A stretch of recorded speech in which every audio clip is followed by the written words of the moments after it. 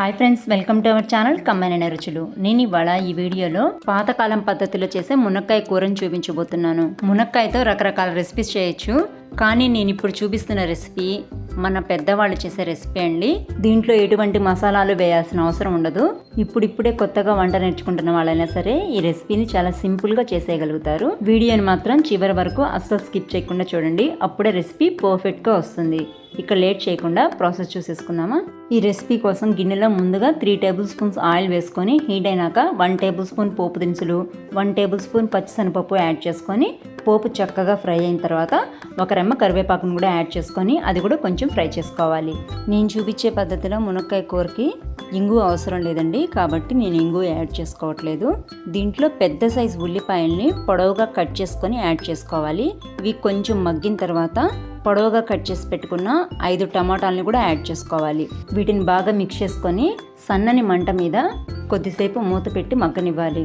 మనం ఈ కర్రీలో అసలు వాటర్ని యాడ్ చేసుకోకూడదు, కాబట్టి ఇలా సన్నని మంట మీదే మూత పెట్టుకొని ఉడికించుకుంటే టమాటాల్లో ఆనియన్స్లో ఉండే వాటర్ అంతా బయటకు వచ్చి ముక్కలు త్వరగా మగ్గుతాయి. ఇవి కాస్త మగ్గినాయి కదా, ఇప్పుడు వీటిలోంచి వాటర్ కూడా చక్కగా బయటకు వచ్చాయి. ఇప్పుడు మనం కట్ చేసి పెట్టుకున్న మునక్కాయ ముక్కల్ని కూడా యాడ్ చేసుకొని ఇంకొద్దిసేపు మూత పెట్టి మగ్గనివ్వాలి. ఈ కర్రీ కోసం నేను 1/2 డజన్ మునక్కాయలు తీసుకున్నానండి. మనం మునక్కాయలు ముందు యాడ్ చేసుకున్నాక మిక్స్ చేసుకోకుండానే మూత పెట్టి కొంచెం సేపు ఉడకనివ్వాలి. ఆ తర్వాత ఇలా చక్కగా మిక్స్ చేసుకోవాలి. ఇప్పుడు దీనిలో కొద్దిగా ఉప్పు, చిటికెడు పసుపు కూడా యాడ్ చేసుకొని ఇంకొద్దిసేపు మూత పెట్టి మగ్గనివ్వాలి. ముక్కలు గిన్నెకి నిండా రావడం వల్ల గెండితో సరిగ్గా మిక్స్ అవ్వలేదండి, అందుకే నేను ఇలా బాగా కుదించుకుంటున్నాను. కనీసం ఒక 5 నిమిషాలైనా ఇలా మూత పెట్టి మగ్గించుకున్నామంటే ముక్కలు సగానికి పైనే ఉడికిపోతాయి. ఇప్పుడు దీనిలో ఒక 1/2 టీ గ్లాసు చిక్కటి పాలని యాడ్ చేసుకోవాలి. ఈ కూరకి అసలైన రుచి మొత్తం ఈ పాలలో ఉడికించుకోవడం ద్వారానే వస్తుంది, కాబట్టి పాలు కొంచెం చిక్కగా ఉండేటట్టు చూసుకోండి. ఇలా చక్కగా పాలలో ఉడికిన తర్వాత 3 టేబుల్ స్పూన్ల వెల్లుల్లి కారాన్ని యాడ్ చేసుకుంటున్నాను. నేను తీసుకున్న క్వాంటిటీకి 3 టేబుల్ స్పూన్ల వెల్లుల్లి కారం అయితే సరిపోతుందండి.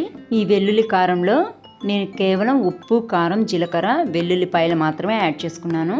ఇప్పుడు దీన్ని కుదించకుండా మూత పెట్టి కొద్దిసేపు ఉడికించుకున్న తర్వాత చక్కగా మిక్స్ చేసుకోవాలి. ఈ కూర ఎవరైనా తినొచ్చండి, ముఖ్యంగా బాలింతలకి కూర పెడితే పిల్లలకి ఇవ్వడానికి పుష్కలంగా పాలు పడతాయని మన పెద్దవాళ్ళు ఎక్కువగా బాలింతలకి ఈ కూర పెడుతూ ఉంటారు.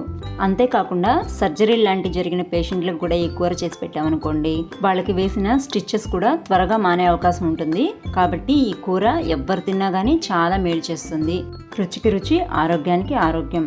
ఇది ఇంకా బాగా ఉడికొచ్చేసింది, కాబట్టి దీన్ని ఇప్పుడు మూత పెట్టేసి కొంచెం మీడియం ఫ్లేమ్లోకి అడ్జస్ట్ చేసుకొని ఉడికించుకున్నామంటే ఈ వాటర్ అంతా ఎగిరిపోయి కూర కొంచెం చిక్కబడిపోతుంది. ఇక ఇప్పుడు దీన్ని కొంచెం కొత్తిమీర యాడ్ చేసుకొని మూత తీసేసి ఇంకొద్దిసేపు ఉడికించుకోవాలి.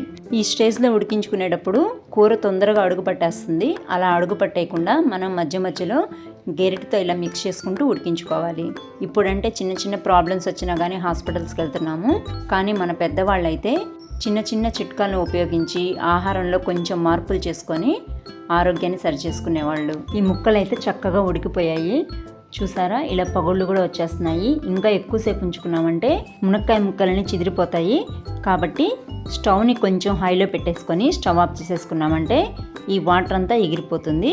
2 నిమిషాలు ఆగి కూరని వేడివేడిగా సర్వ్ చేసుకోవచ్చు. అంతేనండి, ఎంతో టేస్టీ అయిన మునక్కాయ కూర పాతకాలం పద్ధతులను ఉపయోగించి ఎటువంటి మసాలాలు వాడకుండా చాలా సింపుల్గా తయారు చేసేసుకున్నాం కదా. మా వీడియో నచ్చితే లైక్ చేయండి, షేర్ చేయండి. ఇలాంటి మరిన్ని రెసిపీస్ కోసం ఛానల్ని సబ్స్క్రైబ్ చేసుకోండి. మీరు చేసే ప్రతి లైక్ నాకు ఎంతో ఎనర్జీని ఇస్తుంది, కాబట్టి వీడియో లైక్ చేయడం అస్సలు మర్చిపోవద్దు. Thanks for watching.